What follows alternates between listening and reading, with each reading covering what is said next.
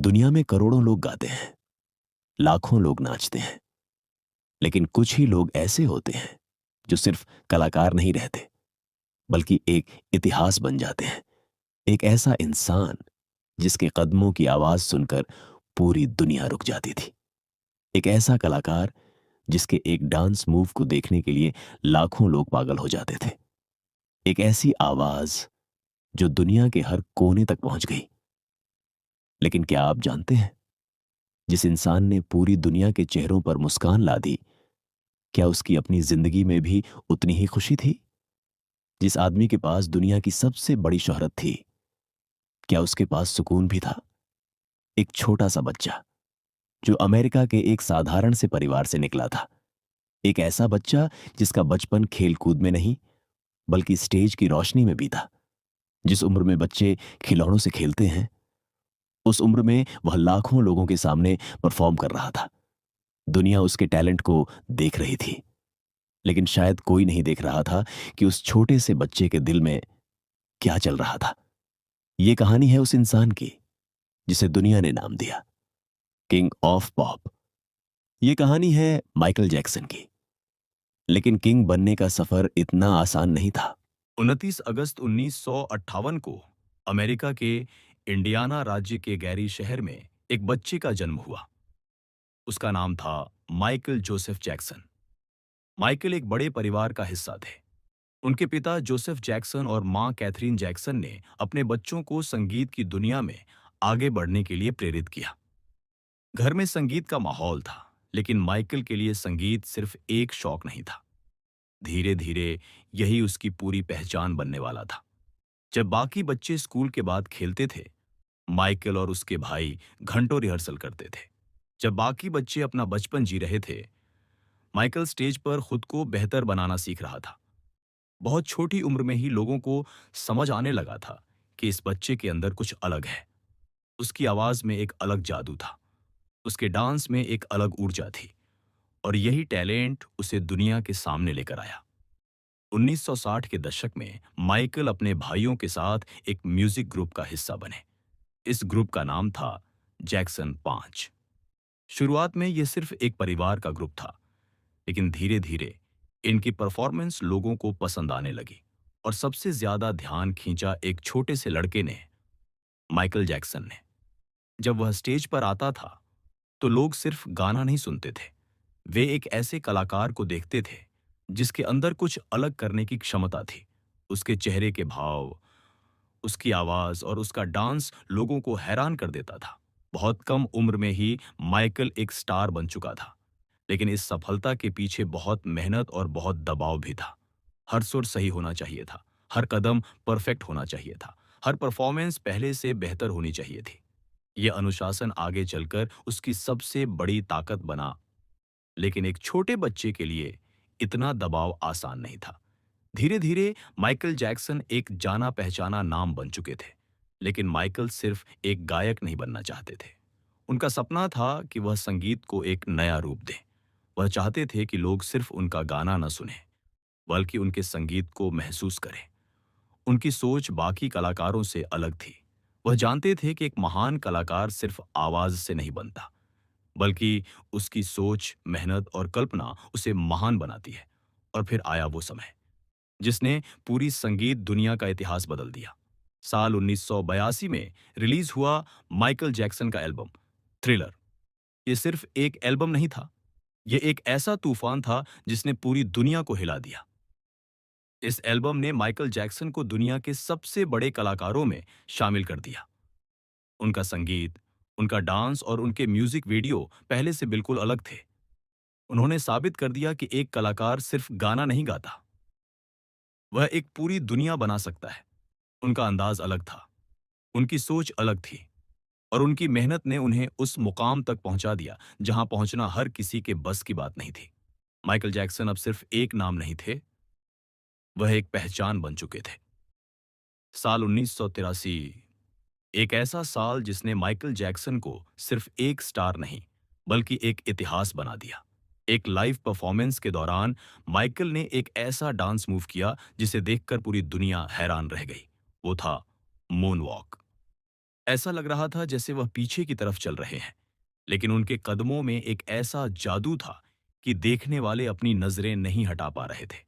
उस एक परफॉर्मेंस ने साबित कर दिया कि माइकल सिर्फ एक सिंगर नहीं थे, वो एक ऐसे परफॉर्मर थे जो स्टेज को अपनी ऊर्जा से बदल देते थे। उनका डांस, उनका पहनावा, उनकी आवाज और उनका अंदाज, सब कुछ लोगों के लिए एक नई चीज थी। दुनिया में शायद ही कोई ऐसा कलाकार था जिसके एक छोटे से मूव को सीखने के लिए करोड़ों लोग कोशिश करने लगे हों। माइकल जैक्सन ने सिर्फ गाने नहीं बनाए, उन्होंने संगीत को देखने का नजरिया बदल दिया। उनके म्यूजिक वीडियो सिर्फ वीडियो नहीं होते थे, बल्कि छोटी छोटी फिल्मों की तरह होते थे। उन्होंने साबित किया कि संगीत में कहानी भी हो सकती है, भावनाएं भी हो सकती हैं और एक बड़ा संदेश भी हो सकता है। उनका गाना बीट इट, बिली जीन और थ्रिलर जैसे गाने पूरी दुनिया में मशहूर हुए। उनके कॉन्सर्ट में हजारों नहीं, लाखों लोग पहुंचते थे। जब माइकल स्टेज पर आते थे, तो लोगों के लिए वो सिर्फ एक परफॉर्मेंस नहीं होती थी, वो एक अनुभव होता था। लेकिन हर चमकती हुई चीज के पीछे एक सच्चाई छिपी होती है। माइकल जैक्सन के पास दुनिया की हर वो चीज थी जिसका सपना लोग देखते हैं। पैसा, शोहरत, दुनिया भर के फैंस। लेकिन क्या ये सब किसी इंसान को अंदर से खुश कर सकता है? बचपन से ही माइकल की जिंदगी कैमरों और लोगों के बीच रही। उन्होंने बहुत कम उम्र में स्टारडम देख लिया था, लेकिन एक कीमत भी चुकाई।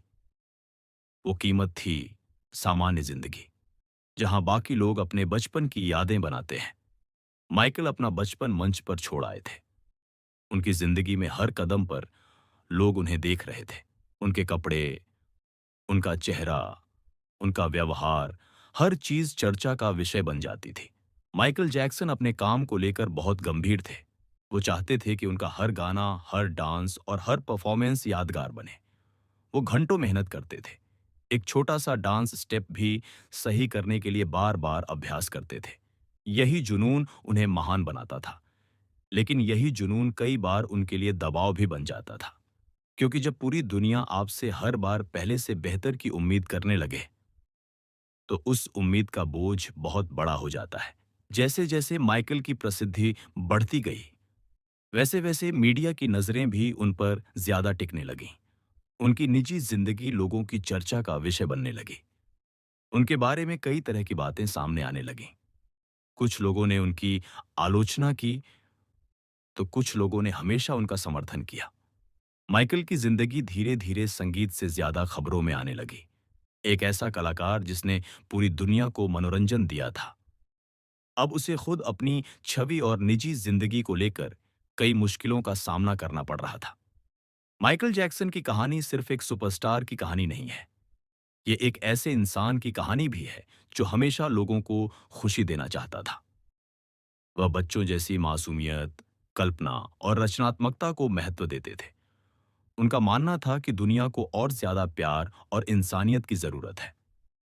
उन्होंने कई सामाजिक कामों में भी योगदान दिया और जरूरतमंद लोगों की मदद की। उनके लिए संगीत सिर्फ मनोरंजन नहीं था, वह लोगों को जोड़ने का एक माध्यम था।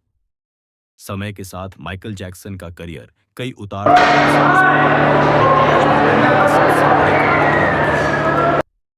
लेकिन उनकी जिंदगी आसान नहीं रही।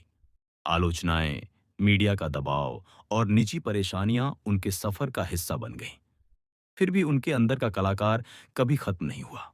वह एक बार फिर मंच पर लौटने की तैयारी कर रहे थे। उनका सपना था कि वह अपने फैंस के सामने फिर से वही जादू दिखाएं, वही ऊर्जा, वही माइकल जैक्सन।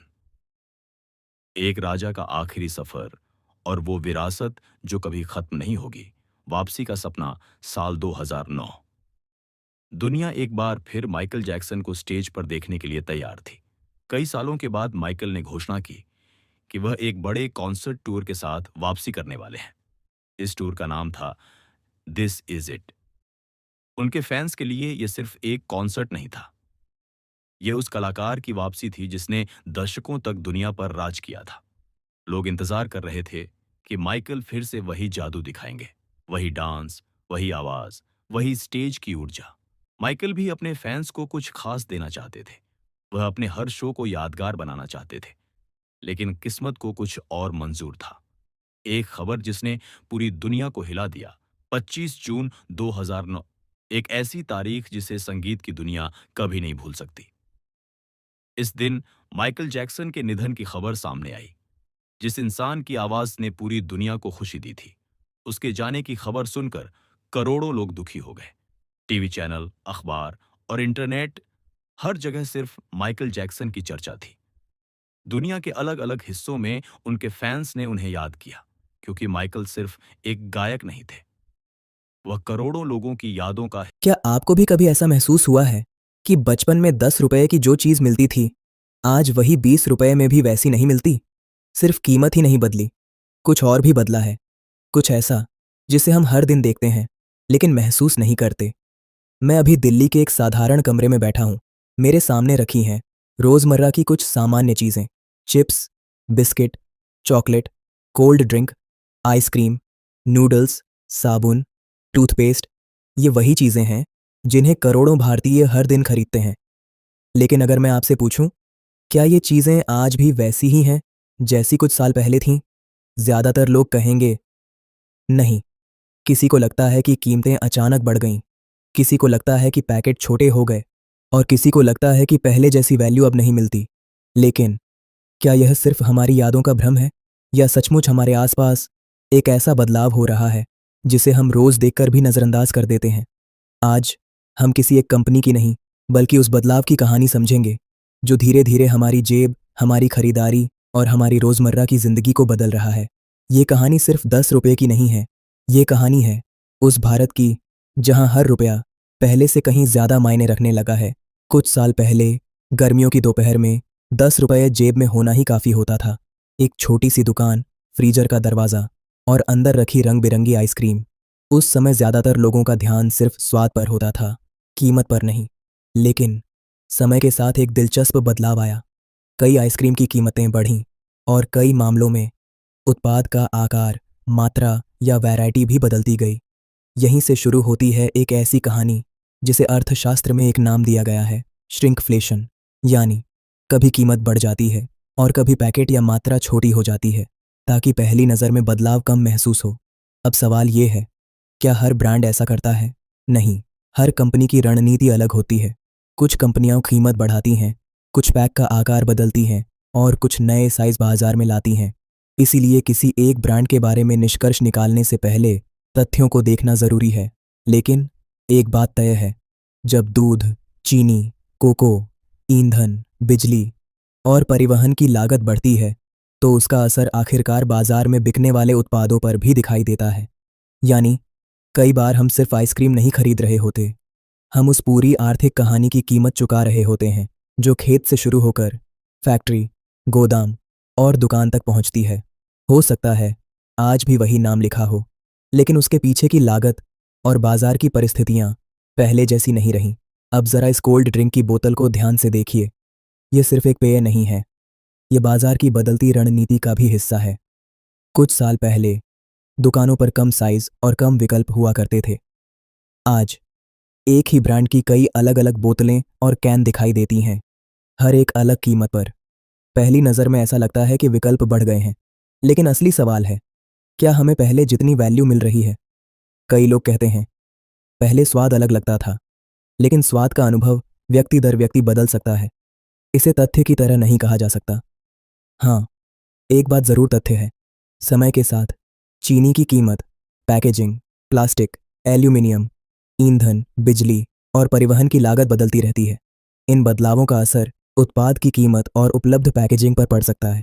इसीलिए आज बाजार में आपको 10 रुपये, 20 रुपये, 40 रुपये और उससे बड़े पैक भी दिखाई देते हैं।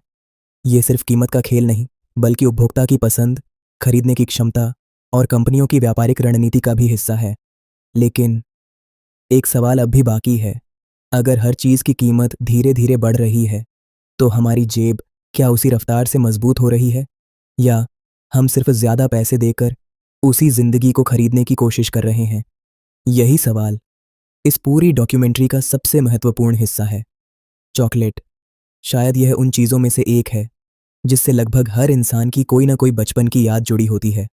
लेकिन अगर आज आप किसी दुकान पर जाएं, तो एक बात ज़रूर दिखाई देगी, वही ब्रांड, लेकिन कई अलग अलग साइज और कई अलग अलग कीमतें। सवाल ये नहीं है कि चॉकलेट महंगी क्यों हुई, सवाल ये है आखिर ऐसा क्या बदला कि कंपनियों को बार बार नई पैकेजिंग और नए साइज लाने पड़े। इसका जवाब सिर्फ दुकान में नहीं बल्कि दुनिया के कई देशों के खेतों में छिपा है। चॉकलेट बनाने के लिए जिस कोको की ज़रूरत होती है उसकी वैश्विक कीमतों में समय समय पर बड़ा उतार चढ़ाव आता रहा है।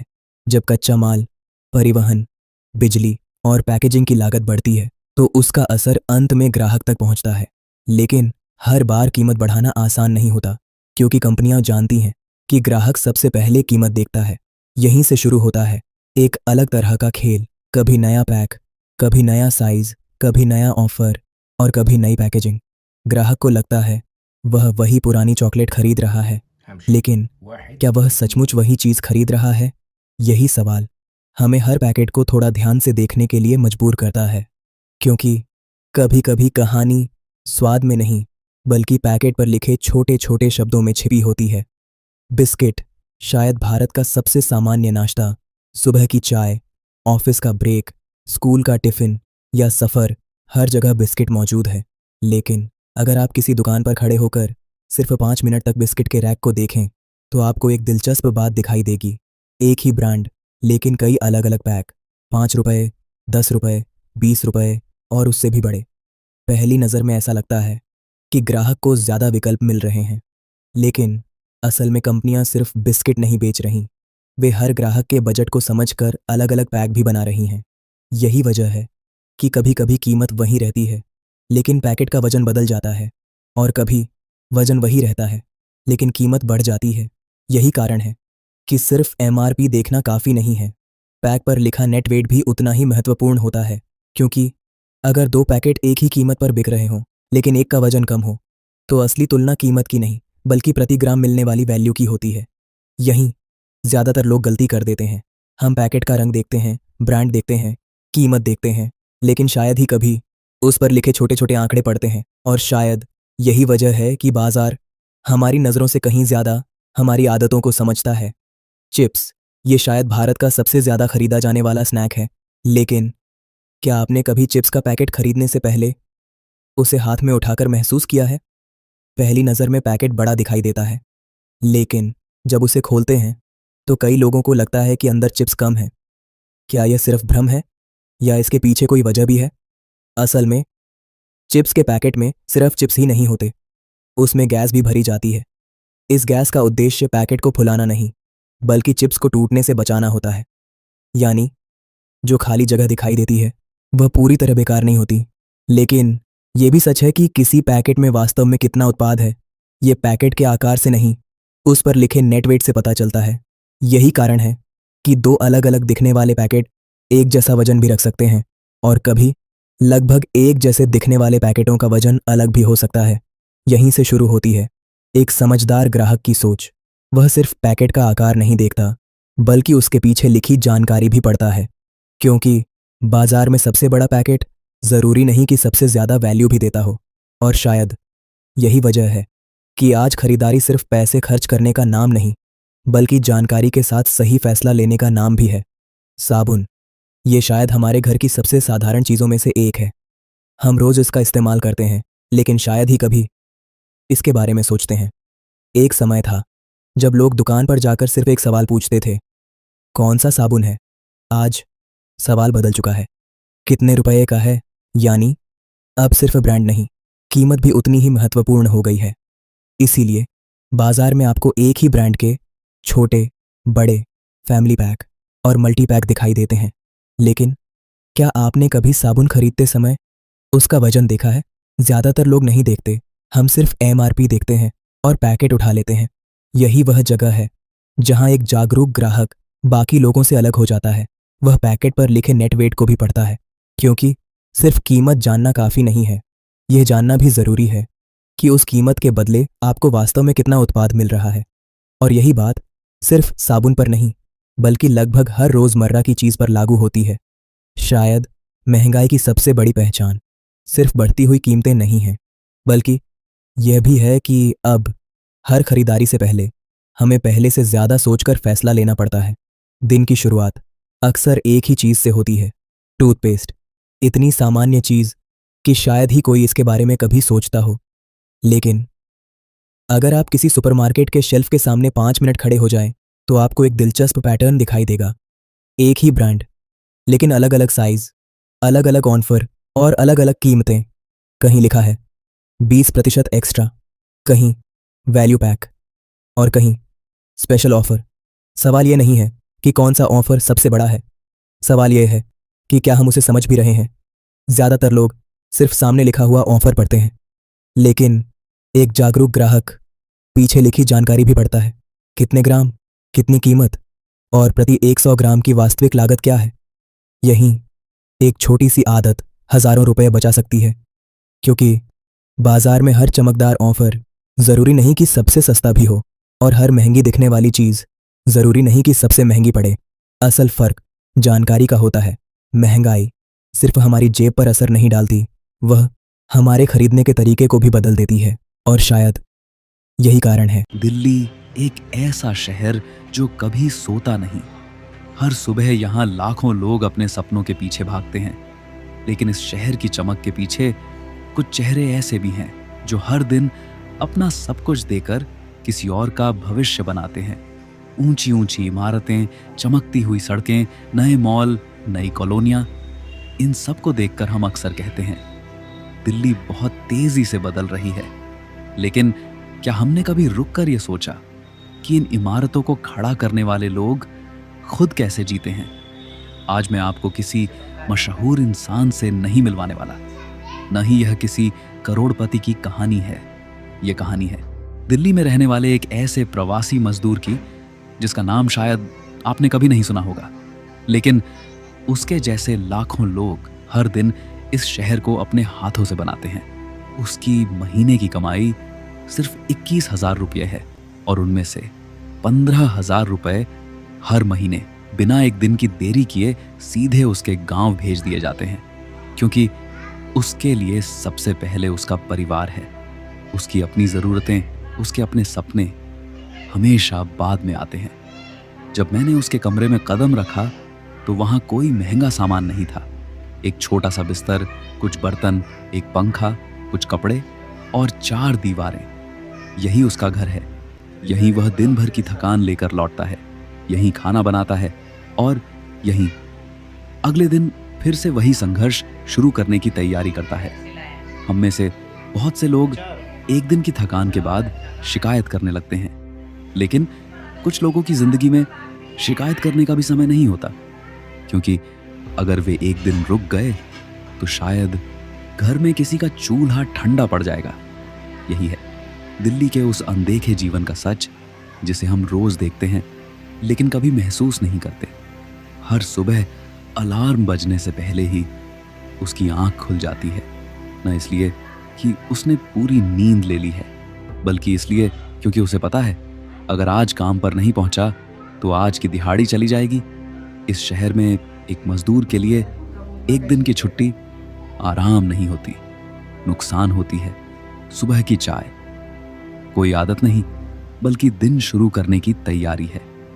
कुछ ही मिनटों में वह अपने कमरे का दरवाजा बंद करता है और उस सड़क पर निकल पड़ता है जहां उसके जैसे हजारों लोग हर दिन एक जैसी जिंदगी जीते हैं। चेहरे अलग हैं, लेकिन संघर्ष लगभग एक जैसा। दिन चढ़ता है और धूप तेज होती जाती है। शरीर पर पसीना आता है, हाथों पर धूल जमती है, कपड़ों पर सीमेंट की परत चढ़ जाती है, लेकिन काम रुकता नहीं। हम जिस इमारत को देखकर कहते हैं वाह कितना शानदार प्रोजेक्ट है, उस इमारत की हर मंजिल किसी मजदूर के पसीने से जुड़ी होती है। शाम होने तक शरीर थक जाता है, लेकिन जिम्मेदारियां अब भी खत्म नहीं होती। जब वह वापस अपने कमरे में लौटता है तो उसके साथ सिर्फ उसकी थकान लौटती है। न कोई परिवार, न कोई दोस्त, न कोई ऐसा जिससे वह पूरे दिन की बातें कर सके।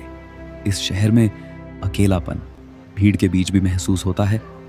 जब मैंने उससे पूछा तुम्हारी कमाई कितनी है, उसने बहुत सामान्य आवाज में कहा 21,000।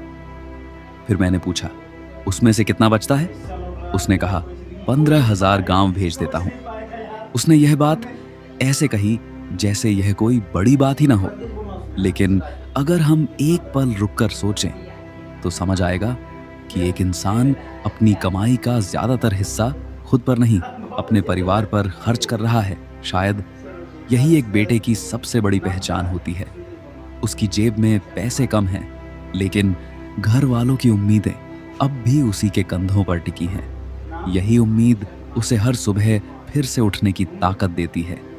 लेकिन इस पूरी बातचीत के दौरान एक सवाल ऐसा था जिसका जवाब देते समय उसकी आवाज पहली बार धीमी पड़ गई। मैंने उससे पूछा, दिल्ली में सबसे ज्यादा किसकी याद आती है? उसने ज्यादा नहीं सोचा, न कोई लंबा जवाब दिया, बस एक शब्द कहा, माँ। कभी कभी पूरी जिंदगी की कहानी सिर्फ एक शब्द में छिपी होती है। उस एक शब्द के पीछे हजारों किलोमीटर की दूरी थी। गांव का घर था, आंगन था, बचपन था, और वह इंसान जो शायद आज भी हर शाम अपने बेटे के फोन का इंतजार करती होगी। हम अक्सर सोचते हैं कि शहर लोगों को अवसर देता है। ये बात सच है, लेकिन हर अवसर किसी न किसी कीमत पर मिलता है।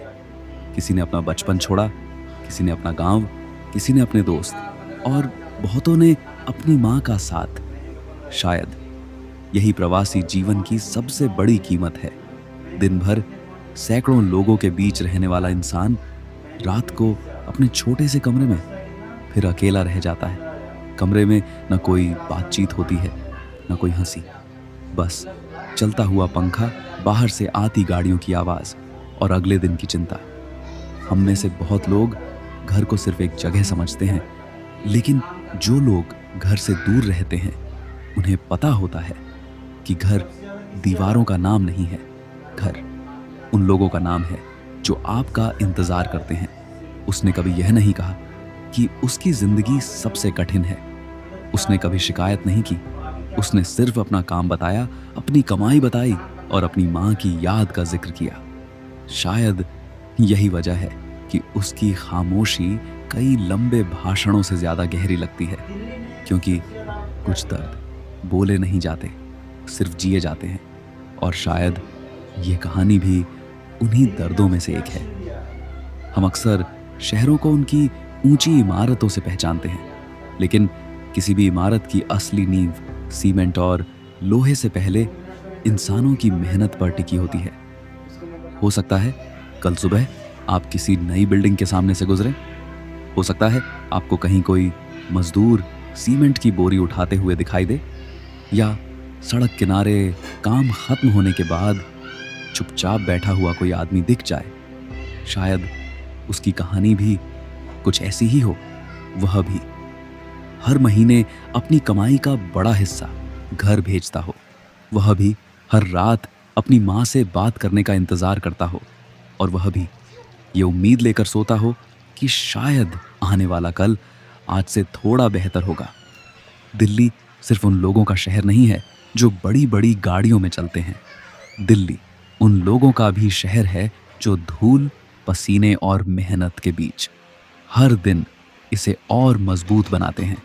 इस पूरी मुलाकात के बाद मेरे मन में एक सवाल बार बार आता रहा, क्या हम उन लोगों को सच में देख पाते हैं जिनकी मेहनत पर हमारी रोजमर्रा की जिंदगी टिकी है, या हम सिर्फ इमारतें देखते हैं, उन्हें बनाने वाले हाथ नहीं? ये कहानी किसी एक व्यक्ति की महानता साबित करने के लिए नहीं है। ये कहानी सिर्फ ये याद दिलाने के लिए है कि हर साधारण चेहरा एक असाधारण संघर्ष अपने भीतर छिपाए हो सकता है। अगर इस वीडियो को देखने के बाद अगली बार आप किसी मजदूर से मिलें तो शायद उसे सिर्फ एक मजदूर की तरह मत देखिए। ये भी याद रखिए कि वह किसी का बेटा है, किसी की उम्मीद है, किसी माँ की दुआ है, और शायद उसी की मेहनत कल उस घर की दीवारें खड़ी करेगी जिसे कोई दूसरा अपना सपना कहेगा। अगर आपको ये कहानी सिर्फ एक वीडियो नहीं बल्कि एक इंसान की जिंदगी की झलक लगी तो उसे आगे ज़रूर पहुंचाइए, क्योंकि कभी कभी दुनिया बदलने के लिए बहुत बड़े भाषणों